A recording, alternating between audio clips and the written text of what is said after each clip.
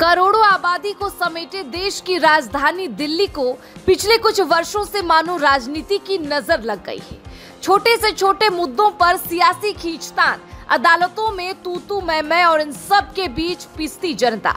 हर कोई जनता के हितों की राजनीति ही कर रहा है। हर किसी का यही दावा है कि जनता की भलाई से ऊपर कुछ भी नहीं है।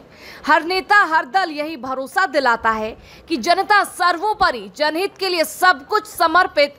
आम आदमी की रट ऐसी लगी है कि एक पार्टी ही आम आदमी के नाम पर आ गई और लगातार सत्ता में है। फिर भी पानी जैसे बुनियादी सुविधा मयस्सर नहीं है। जनता भौचक टुकुर टुकुर ताक रही है, कभी एक तरफ तो कभी दूसरी तरफ। उसे समझ ही नहीं आ रहा है कि आखिर सब नेता, सब पार्टी हमारी ही चिंता कर रहा है, तो फिर हमारी दशा इतनी चिंताजनक क्यों है। ऊपर से कोर्ट कचहरी भी हमारे हक को लेकर ही लाल हो जाते हैं, लेकिन हमारा हालत तो सुधरने की जगह बिगड़ती ही जा रही है। आम आदमी आखिर करे भी तो क्या, सिवाय सोचने के। फिर यही सवाल बचता है कि पानी पर शोर, सियासत और संग्राम के लिए कहीं दिल्ली की जनता ही कसूरवार तो नहीं है। अरविंद केजरीवाल दिल्ली की जनता की दुर्दशा की चर्चा के जरिए राजनीति की दुनिया में कदम रखने के लिए माहौल बना रहे थे। तभी उन्होंने पानी पर लंबी चौड़ी बातें की थी। उन्होंने बहुत विस्तार से बताया था कि कैसे दिल्ली में पानी की कोई कमी नहीं है, वो तो टैंकर माफिया हैं जो दिल्ली की जनता को मुसीबत में डालते हैं। तो केजरीवाल बता रहे थे कि कैसे सांसद और विधायक ही टैंकर के जरिए पानी से कमाई करते हैं। वो 10 वर्षों से भी ज्यादा दिल्ली के मुख्यमंत्री हैं, लेकिन अब तक टैंकर माफिया के खिलाफ उन्होंने क्या कुछ कार्रवाई की। अब वही केजरीवाल जेल से अपनी पत्नी के जरिए संदेश भिजवाते हैं, जिसमें दिल्ली में पानी की कमी के लिए पड़ोसी राज्य हरियाणा को कोसते हैं। सुनीता केजरीवाल ने उनका जो बयान पढ़ा, उसमें केजरीवाल कहते हैं, हमारी संस्कृति रही है कि गर्मी में लोग दूसरों को पानी पिलाते हैं, उससे बहुत पुण्य मिलता है। दिल्ली को पड़ोसी राज्यों से पानी मिलता है और उसी से लोगों की प्यास बुझती है। जाहिर है कि इतनी गर्मी में पानी की मांग बढ़ जाती है, इसके लिए ज्यादा पानी की जरूरत है। हमें उम्मीद थी कि इस मुश्किल समय में पड़ोसी राज्यों का सहारा मिलेगा, लेकिन हरियाणा सरकार ने दिल्ली को रोजाना पानी भी कम कर दिया।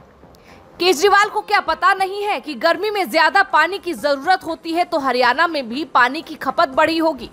फिर वह पानी कहां से दे। दूसरी तरफ मामला सुप्रीम कोर्ट में भी गया। अगर दिल्ली सरकार के दावे में दम होता तो सुप्रीम कोर्ट जरूर हरियाणा पर दबाव डालता कि वो दिल्ली को ज्यादा पानी रिलीज करे। तो क्या हरियाणा की बीजेपी सरकार पानी के मसले पर बिल्कुल पाक साफ है? फिर दिल्ली में ही केजरीवाल सरकार पर तमाम आरोप मढ़ रही बीजेपी क्या यह कह सकते हैं कि उसने राजनीति के बजाय कुछ समाधान निकालने की चेष्टा भी की?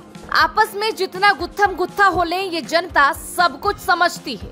एक तरफ जल मंत्री अतिशी मारलेना पानी सत्याग्रह पर बैठ गई हैं। वो कहती हैं कि जब तक पानी की समस्या का समाधान नहीं होगा तब तक उनका अनशन जारी रहेगा। दूसरी तरफ बीजेपी कहती है कि नाकामियां छिपाने के लिए ऐसे ड्रामे की आड़ ली जा रही है। सोचिए, अभी टैंकर देखते ही दौड़ पड़ने वाले जनता का क्या हाल होगा जब वजीराबाद का वाटर ट्रीटमेंट प्लांट बंद हो जाएगा। कहा जा रहा है कि अगर हरियाणा से पर्याप्त मात्रा में पानी नहीं आया तो कुछ दिनों में ही यह प्लांट बंद हो सकता है। अभी हाल यह है कि इस प्लांट को क्षमता से करीब आधा पानी ही मिल रहा है। दिल्ली में पानी की कमी का असली कारण क्या है? क्या यह जलवायु परिवर्तन का असर है या फिर यह सिर्फ प्रशासनिक विफलता का परिणाम है? जल संसाधनों का यही प्रबंधन न होना, यमुना नदी का प्रदूषण, भूमिगत जल की अवैध निकासी, यह सभी मिलकर दिल्ली वालों की परेशानी का कारण बने। समाधान की दिशा में पहला कदम है सरकार और प्रशासन का सामंजस्य और ईमानदारी से काम। जल संसाधनों का सही प्रबंधन, जल संरक्षण के उपाय और प्रदूषण नियंत्रण, यह सब मिलकर ही समस्या का स्थायी समाधान निकाल सकते हैं। कुल मिलाकर बात यही है कि सियासतदानों की आंखों का जब पानी ही सूख गया तो जल संकट कैसे ना हो।